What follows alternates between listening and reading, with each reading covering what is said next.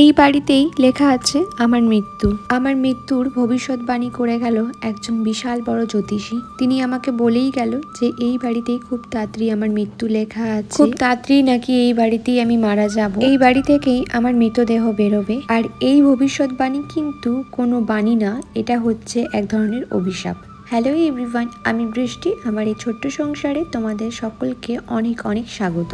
আমি না সেই শিলিগুড়িতে 2 বছর আগে নাইটি কিনেছিলাম, তারপরে আর নাইটি পরা হয় না, মানে নাইটি কেনা হয় না, পরা হয় না বলবো না, কেনাই হয় না। আসলে আমরা যখন মেয়েরা সংসার জীবনে পা দিই তখন আমাদের মতো বেশিরভাগ মেয়েরাই দেখবে বুঝে শুনে চলতে বেশি ভালোবাসি। আমার না খুব একটা জামা কাপড় কেনা হয় না, আর যেগুলো কিনি তোমাদেরকে খুব কম দামি জামা কাপড় কিনে শেয়ার করি।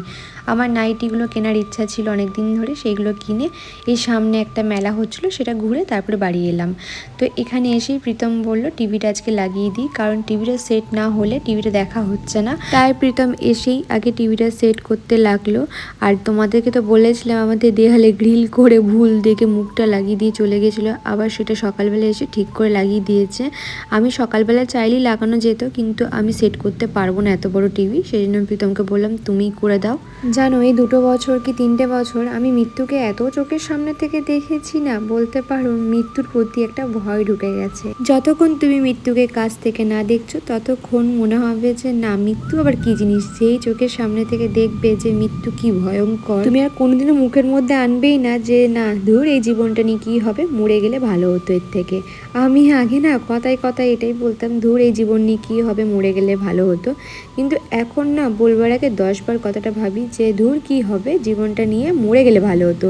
বিশেষ করে জীবনে অনেক কিছু করার আছে, অনেক কিছু করার আছে। মৃত্যু মানেই তো শেষ, আবার একটা নতুন শুরু হবে, কিন্তু সেই শুরুটা তোমার আর এই পুরনো জিনিসগুলো মনে থাকবে না। হয়তো এটাও হতে পারে যে এখন তুমি যতটা ভালো আছো হয়তো সেই শুরুটাতে এতটা ভালো না থাকতেও পারো তুমি। তাই একটা কথাই বলবো, ভগবান যেটা তোমার জন্য ঠিক করেছে সেটা হতে দাও। এবার বলি যে আমি বললাম না তোমাদেরকে যে আমার একজন ভবিষ্যৎবাণী করেছে যে এই বাড়িতেই আমার মৃত্যু লেখা আছে, আর এই ঘর থেকেই নাকি আমার মৃতদেহ বেরোবে। আর এটার ভবিষ্যৎবাণী কে করেছে জানো? একজন ভিউয়ার্স, তাও আমি জানি না ও ছেলে কি মেয়ে। ও আমাকে কি লিখেছে, যদি কমেন্টে তোমরা অনেকেই পড়েছো অ্যান্ড খুব ভালো ভালো রিপ্লাই দিয়েছো তাকে, মানে এতটা ভালো রিপ্লাই দিয়েছে যে আমাকে আর আলাদা করে দিতে হবে না। কত বড় সাহস! ও লিখেছে আমি মরে যাওয়ার পর নাকি ও সৎমা হয়ে এসে ও আমার ছেলেকে এত জ্বালাবে, খেতে দেবে না, এ করবে না, ও করবে না, এইসব লিখেছে। আমি সত্যি জানতে চাই এ কি মানুষ না অন্য কিছু, মানে এর গায়ে কি মানুষের রক্ত আদৌ আছে? তো আমি মানছি সবার কাছে আমি পছন্দের মানুষ হতে পারবো না, আর হতে চাইও না, কিন্তু তোমরা একটা জিনিস ভেবে দেখো, আমাকে খারাপ লাগতেই পারে, সেটা হয়তো ও হয়তো ওই হিসাবেই আমার মৃত্যু কামনা চাইছে ঠাকুরের কাছে, কিন্তু সব থেকে বড় কথা ও তারপরে কি বলছে যে আমার ছেলেকে নাকি ও সৎ মা হয়ে এসে জ্বালাবে। আমি শুধু একটা কথাই বলতে চাই, এত কিছু পড়ার পরও আমি তার সাথে ভালো করে কথা বলছি। আমার পরিবারের হাতে পড়ে গেলে যে তারা যে কি করবে, কারণ আমাকে নিয়ে যেমন তেমন আমার ছেলেকে নিয়ে কথা হচ্ছে এখানে। আর আমার ছেলে হচ্ছে আমাদের বাড়িতে সবার থেকে আদরের, মানে আমার বাবা মা তো জীবন বলতে পারে। তাই এখনো সাবধান হয়ে যাও, কথাবার্তা সংযত করে বলো। মানছি তোমার আমাকে ভালো না লাগতে পারে, তা বলে এইভাবে একটা ছোট্ট বাচ্চাকে কটাক্ষ করে কথা তো বলোই না।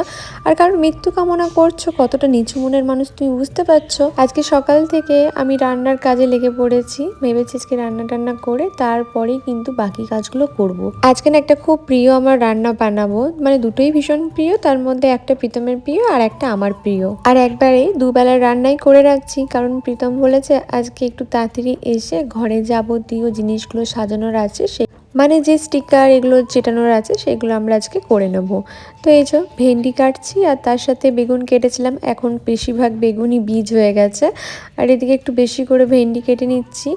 আলু আর ভেন্ডি দিয়ে একটা রেসিপি বানাবো, আর ওইদিকে বেগুনটা কেটেছি একটা স্পেশাল জিনিস বানাবো যেটা আমার ভীষণ খেতে ভালো লাগে। তো আর একটা টমেটো দিয়েছি। আজকে কিন্তু ভীষণ কম তেলে রান্না করব, আর আমি না এখন না চেষ্টা করি কম তেলে রান্না করতে। তো এই যে ভাতটা বসিয়ে দিয়েছিলাম একদম সকাল সকাল, তো আমি না কিছু জিনিস খুঁজে পাচ্ছিলাম না, তারপরে দেখলাম যে না উপরে রাখা রয়েছে, তো আবার টুলটা নিয়ে এসে আমাকে জিনিসগুলো পারতে হলো। কত উঁচুতে এই বাসনের র্যাকটা সেট করা হয়েছে। এবার অনেকে বলবে তুমি হয়তো গ্যাড়া, আমি জানি না 5 ফুট একটাকে গ্যাড়া বলে কি না, হয়তো গ্যাড়া হতেও পারি, না হওয়ার কিছু নেই। কারণ আমাদের থেকে যারা একটুখানি লম্বা হয় তারাও নিজেদেরকে লম্বা বলে প্রাধান্য দেয়, আর আমাদেরকে গ্যাড়া বলে।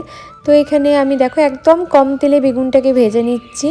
এই বেগুনটা হালকা অল্প তেল দিলাম, তার কারণ হচ্ছে এরপর যেটা পড়বে তারপর ওটা থেকে এত তেল বেরোবে যে তখন আমাকে তেল তুলে রাখতে হবে, সেরকম ব্যাপার। তো এই যে মাছের তেল, অনেকটা মাছের তেল ছিল, তো সেটাই বেগুন দিয়ে ভাজছি। আমার না মাছের তেল খেতে খুব ভাল লাগে জানো, আমি ভীষণ ভালোবাসি। আর কাঁচা লঙ্কা দিয়েছিলাম কটা, আর তার সাথে দিয়েছিলাম একটুখানি পেঁয়াজ কুচি। এই যে এটা না ভাজলে না দারুণ লাগে, আমার না এইটা দিয়েই পুরো ভাতটা পেরিয়ে যায়। অনেকে এটা ঘৃণা পায় খেতে, কিন্তু আমার তো খুব ভাল লাগে। তোমাদের কাদের কাদের ভাল লাগে অবশ্যই জানাবে। আর এই যে দেখো অর্ক স্কুল থেকে চলে এসছে। এইখানে আমি না টেনশনে পড়ে গেছিলাম, তার কারণটা তোমাদেরকে বলি। আমি দরজাটা খুলে দেখছি অর্ক আসেনি, তারপরে দেখছি দুটো জুঁই ফুল পড়ে রয়েছে আমার দরজার সামনে, আর ফুল দুটো ভীষণ টাটকা। আমি এদিক ওদিক দেখলাম কেউই নেই। আমার তো ভয় লেগে গেল প্রথমে, তো তারপরে এসে ভাবলাম কোনো বাচ্চা দুষ্টুমি করেছে এটা। তারপরে এখানে দেখো তেল দিলাম, এবারে মাছের ঝোলটা রান্না করব। এটা প্রীতমের ভীষণ প্রিয়।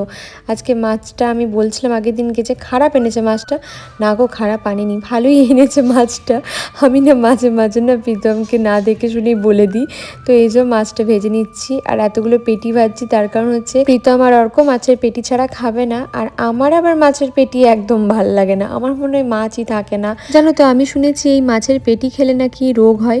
না, এই জিনিসটা আমি ছোটোর থেকে কোনোদিনও শুনিনি, কারণ ছোটোবেলায় যখন মাছ খেতে পারতাম না মাও পেটি মাছ দিত, আর এই তেলটা খেতে বেশ ভালো লাগতো। এখন বড় হয়ে জানো তো আমার মাছের পেটি খেতে ভালো লাগে না।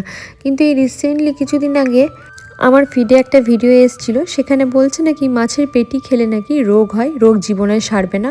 তো তোমরা যারা জানো আমাকে একটু জানিও তো, তাহলে মাছের পেটি খাওয়াটা বন্ধ করতে হবে এই আর কি। মানে আমি তো এত বছর হলো আমি শুনিনি কখনো। তো এখানে 5 ফোড়ন দিয়ে কালো জিরে দিয়ে আমি আলুটার ভেন্ডিটাকে সুন্দর করে ভেজে নিচ্ছি। আমি আজকে একসাথেই সব কিছু দিয়ে দিয়েছি, তার কারণে আলাদা আলাদা করে আমি আর ভাজছি না। তো এই যে ফিল্টারের জলগুলো আমাকেই ভরতে হয়, এইদিকেই এখন আপাতত ফিল্টারটা রেখেছি, কবে যে রাখবো।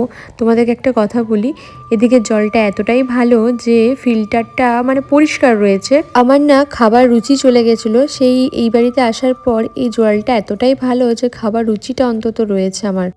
অর্কন্যা স্কুল থেকে আসার সময় হয়ে গেলে না আমি এরকম ঘর আর বাইরে করি যে কতক্ষণেও আসবে। তারপরে দেখছি যে দেখছি যে ও বেরোনোর আগে আমি দেখলাম চলে এসছে।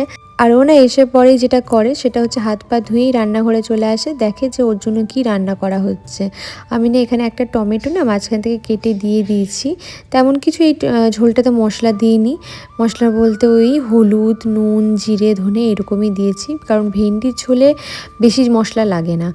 আর মাছটা ভেজে রেখেছিলাম, সেই মাছটা দিয়ে একটুখানি ফুটিয়ে নিলেই এই ঝোলটা আজকে এত ভালো খেতে হয়েছিল না, কিছু বলার নেই জানো তো।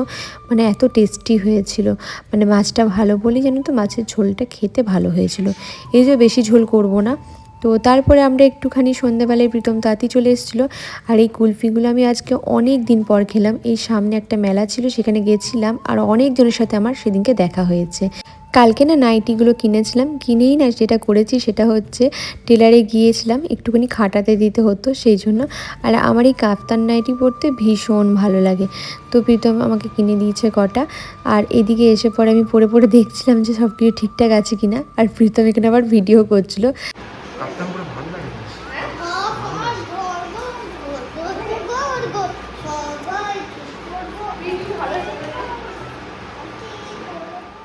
আমি না আরও কটা কিনতাম, কিন্তু ওদের কাছে না সেইভাবে প্রিন্ট ছিল না। আমি বাটি প্রিন্টের কটা নিয়েছিলাম, দুটো নিয়েছিলাম, আর নিয়েছিলাম হচ্ছে দুটো সুন্দর দেখে।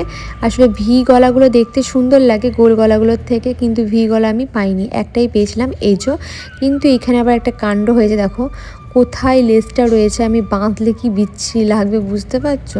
কিন্তু এখন ওই পরার জন্য ওইভাবেই করে নিতে হবে। কিন্তু এই নাইটিটা সব থেকে বেশি দাম নিয়েছিল, আমি বুঝতেও পারিনি যে এত বাজেভাবে জিনিসটা আমার মানে স্পয়েল হয়ে যাবে, আমি তখন দেখে নিইনি, এটা আমার ভুল ছিল বলতে পারো।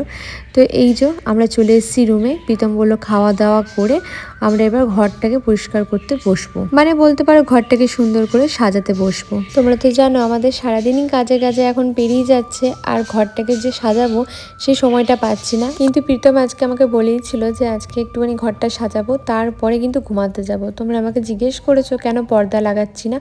আসলে জানো তো এগুলো আমাদেরকে গ্রিল করে লাগাতে হবে, তাই আমাদের সেই সময়টা হচ্ছে না যে গ্রিল করে লাগাবো, আর কাউকে পাচ্ছিও না জানো তো। আমরা মাঝে একজনকে ডেকেছিলাম, ও পারেনি, মানে আমাদের যে এসি টেসিগুলো লাগালো ওকেই বলেছিলাম যে গ্রিল করে, আমাদের সব কিছুই কেনা আছে, কিন্তু ব্যাপারটা হচ্ছে ও করতে পারছে না। এই দেখো কত জিনিস নষ্ট করে দিয়েছে। আমার এই স্টিকারগুলোকে সামান্য ঠিকঠাক করে নিয়ে আসতে পারেনি জানো। আমার এত গায়ে লাগছিল জিনিসগুলো। এগুলো যতই কম দাম নেই তবুও তো জিনিসটা ঘর সাজানোর জিনিস বলো। ওই ভাড়া বাড়ির দেয়ালটা একটু একটু করে তো রং উঠেছে, তোমাদেরকে বললাম। আর এইগুলো দেখো ঘর শিফট করেছে, জিনিসপত্রগুলো নিয়ে গেছে। এরা কি করেছে জানো তো, শুধু ওই যে ভারী মানে বাড়িতে ভাড়া থাকতো ওদের তো দেয়ালটা নষ্ট করেনি, প্লাস আমার অর্ধেক জিনিস তো নষ্ট করে দিয়েছে, প্লাস আমার এই যে সব ছিঁড়ে যাচ্ছে, সব জিনিস নষ্ট করে দিয়েছে, সব জিনিস, মানে কিছু বলার নেই। এগুলো না একটু আস্তে আস্তে ছাড়ালে এটা খুব সুন্দর ছেড়ে যাচ্ছে, কিন্তু কি করেছে এমনি এমনি করে চিপে চিপে চিপে চিপে জিনিসগুলো, অর্ধেক কাঁচের গ্লাস ভেঙে দিয়েছে আমার, তারপরে প্রচুর জিনিস নষ্ট করেছে। আমি আর কত বলবো তোমাদেরকে। শিলিগুড়িতে যখন এসেছিলাম তখন যে করেছিল না, এত ভালো করে জিনিসগুলো প্যাকিং করে নিয়ে এসেছিল ওখান থেকে, এত ভালো জিনিসগুলো প্যাকেজিং করে নিয়ে এসেছিল, আমি ভাবলাম প্রীতম ওইটাই করেছে হয়তো।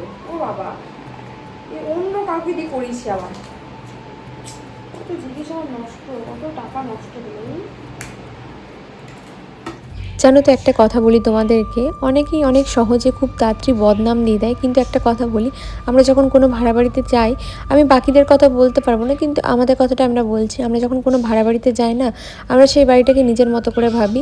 তাই ওই বাড়িতে যখন ছেড়ে আসি না, আমরা চিন্তা করি না যে ঘরটাকে এইভাবে নষ্ট করে দিয়ে যাবো, ওইভাবে নষ্ট করে দিয়ে যাবো, কারণ ওই বাড়িটাতে না আমি এতগুলো দিন ছিলাম, ওই বাড়িটাতে আমাকে থাকতে হয়েছে, ওই বাড়িটার প্রতি একটা মায়া টান সব কিছুই আছে। কিন্তু কি জানো তো, কিছু কিছু মানুষের রক্তে না বদনাম জিনিসটা থাকে, আর তারা শুধু বদনাম করতে আসে। আর কিছু কিছু মানুষদের জীবনে না বদনাম কপাল নিয়েই তারা জন্মায়, যেমন আমি বদনামের কপাল নিয়ে জন্মেছি, তাই আমাকে কপালে বদনামটা সইতে হবে।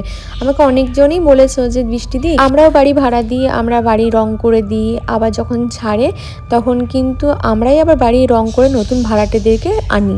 আমাকে অনেকেই বলেছে যে হ্যাঁ, বাড়িতে থাকতে গেলে আমি যখন বাড়িটা ভাড়া দিচ্ছি তখন একটু তো রং টং এগুলো হবেই। তো সেই হিসেবে আমাকে সবাই বলেছিল যে আমরাও তো বাড়ির মালিক, আমরাও জানি যে ভাড়াটেরা থাকলে একটু হয়, তাতেও তো তোমাদের ভিডিওতে দেখেছি তোমরা ঘরগুলোকে সুন্দর করে রাখো, পরিষ্কার করে রাখো, তোমরা যেখানেই যাও সেখানটাই নিজের বাড়ির মতো করে রাখো, এটা আমরা সবসময় তোমার ভিডিওতে দেখেছি। কিন্তু সেটা তোমরা বলছো, কিন্তু কিছু কিছু মানুষ তো অনেক কিছু অস্বীকার করে যায়, দেখে চোখের সামনে তারপরেও অস্বীকার করে যায়। তো দেখো এই স্টিকারগুলো আমি ওই বাড়িতে মানে লাগিয়েছিলাম। তো আমি বলেছিলাম ওদেরকে যে একটু আস্তে আস্তে করতে, বাট তারপরেও জোরে জোরে করে একটু একটু যেই জায়গাগুলো ছেড়ে গেছিলো। তো আমি তারপরে দেখছি এখানে এসে অনেক কিছু নষ্ট করে দিয়েছে, যেমন এই বার্ডগুলো আমি কিনেছিলাম অনেক শখ করে, এগুলো সব ছাড়িয়ে দিয়েছে। বিশেষ করবে না আমি কী করে যে যেটাচ্ছিলাম সে একমাত্র আমি জানি, মানে কারুর লেজ উঠে গেছে, কারুর ঠোঁটের কাছে নেই, কারুর কোনটাতে তো আবার প্রিন্টেড যেগুলো আছে ওগুলোও নষ্ট করে দিয়েছে। এই যে দেখো আমি ওকে দেখাচ্ছিলাম প্রীতমকে, যে দেখো কীভাবে নষ্ট করেছে, মানে এক দুটো পাখির তো লেজের কাজটাতে কিছু নেই। দেখো আমি আবার লেজের কাজটাতে আবার আঠা দিয়ে চেটাচ্ছি যে যদি ঠিকঠাক করা যায়। আর এই বাড়িটা তোমরা আমাকে অনেকেই বলেছো যে বৃষ্টিদি দারুণ লাগছে এই ঘরটা, তার কারণ হচ্ছে এই ঘরটা তোমার ঘরের মতো লাগছে। আসলে কি জানো তো, এই ঘরটা আমারও খুব পছন্দ হয়েছে। তো দেখা যাক কতদিন এই বাড়িটাতে আমাদের টিকি থাকি আমরা। আসলে কি বলো তো, ভাড়া বাড়ি তো, তাই গ্যারেন্টি দেওয়া যাবে না। তো এই যে এই কোণটা আমি সুন্দর করে সাজিয়ে নিলাম, কিছু সময় দেখছিলাম যে দেখি কোনটা দিয়ে ভালো লাগছে, তারপরে দেখলাম এইভাবে সিম্পলভাবেই সাজাই, কারণ আমি যদি চাই ওই বাড়িটাকে এই বাড়ির মতো বানাতে তো পারবো না। এখানে দেখলাম প্রীতমের ঠোঁটটা কেটে গেছে। এরপরে আসছি ল্যাম্পটা সেট করতে। প্রীতম বলছিলো এই ল্যাম্পটা কী করব, কোথায় দেবো, ওই দিকে দিই। তো আমি ওকে বললাম যে এখানে বোর্ড কোথায়, যে তুমি এখানে যে দেবে বলছো, ল্যাম্পটা লাগাবে বলছো, তো এখানে বোর্ডের পয়েন্টটা কোথায়। তো ও তারপরে দেখলো যে হ্যাঁ সেটাই তো, এখানে তো এসির পয়েন্ট রয়েছে, বোর্ডের কোনো পয়েন্ট নেই। তারপরে দেখলাম যে না, এইখানে ভালো লাগছেও না জিনিসটা, তাই আমি বললাম যে তুমি এক কাজ করো, যেখানে ছিল সেখানেই রেখে দাও। তো আমি সেখানেই রেখে দিলাম। আর এই যে এইখানটাতেও সুন্দর করে যেই ফুলদানি এগুলো ছিল সেগুলো আমি সাজিয়ে নিচ্ছি। বললাম না তোমাদেরকে অনেক জিনিস ভেঙে গেছে, তাই এই জায়গাগুলো তোমাদের অনেকটা খালি খালিই লাগবে। তার ওই একটাই কারণ, জিনিসগুলো সব ভেঙে দিয়েছে। এই ঘড়ি টড়ি অনেক কিছু নষ্ট করে দিয়েছে। আর কিছু করার নেই, যখন যেটা নষ্ট হয়ে গেছে আর কতই বা ব্লেম করবো বলো কাউকে। তো তারপরে এই ল্যাম্পটার কাছে চলে গেলাম এই ল্যাম্পের জিনিসগুলো সাজাতে। আসলে ওই ল্যাম্পটা ছিল ডাইনিংয়ে আর এই ল্যাম্পটা ছিল হচ্ছে বেডরুমে, কিন্তু এখন ওই ল্যাম্পটা আছে বেডরুমে আর এই ল্যাম্পটা আছে ডাইনিংয়ে। তার কারণ হচ্ছে এটার হেডটা রাউন্ড আছে, ওই ডাইনিংয়েই এটা ভালো লাগছে। আর আমি যদি এটা বেলকানিতে মানে রুমে রাখতে যাই না, অনেকটা স্পেস নিয়ে যাবে, মানে কর্নারে তো রাখা যাবে না, সেই কারণে। তো এখানে গ্রামাফোনটা নিয়েছি, সুন্দর করে সাজিয়ে নিচ্ছি। এই যে জিনিসগুলো দেখছো এগুলো খুব সংখ্যক টাকা কম দিয়ে আমি কিনেছিলাম। আসলে এই জিনিস কিনলেই মানুষের চোখে লেগে যায়, ভাবে যে এদের তো প্রচুর টাকা আছে, এরা প্রচুর টাকা আছে, এদের যখন তখন যা খুশি বললেই এরা টাকা দিয়ে দেবে। কিন্তু তা না গো, মানুষ নিজের সামর্থ্য কুলিয়ে গুছিয়ে যতটুকু পারি ততটুকুই করার চেষ্টা করি। আসলে যেই ঘরটাই থাকবো না সেই ঘরটাও তো মনে হয় মাঝে মাঝে যে একটু সাজিয়ে গুছিয়ে রাখি বলো। এখন বুঝতে পারছি অত্যধিক জিনিস খুঁজে পাওয়া যাচ্ছে না বলো। তখন যে কিভাবে মানে আমরা দেখে পড়েছি, তারপরও মানে আমার যে একটা টুলের মধ্যে সব জিনিসপত্রগুলো সাজানো ছিল সেইগুলো নেই। একা হাতে করতে গেলে এই হয় জানো তো।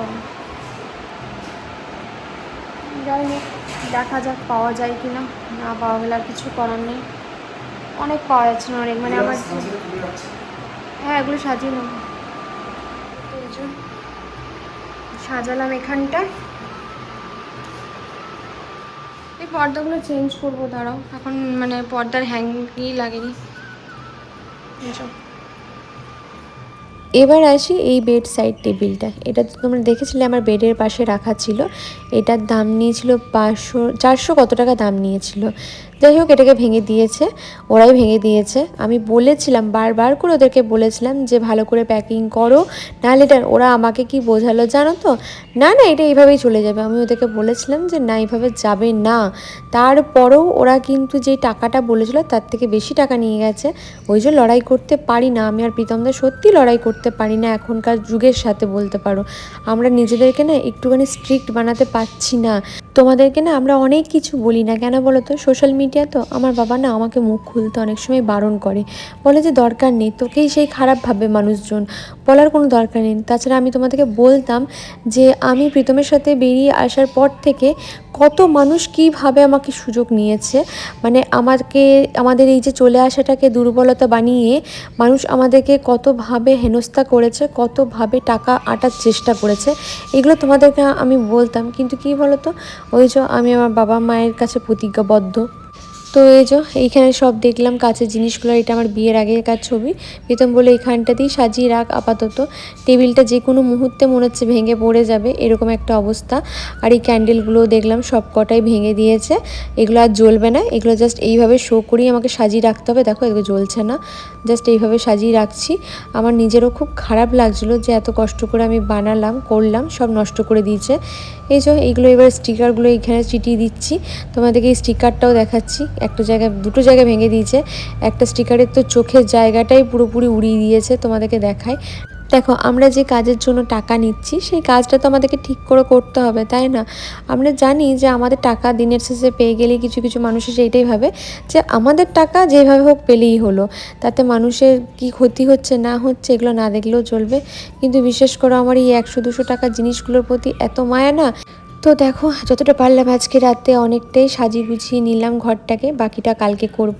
তো আজকে ভিডিওটা এইটুকুনি। সবাই ভালো থেকো, সুস্থ থেকো আর সকলকে ভালো রেখো।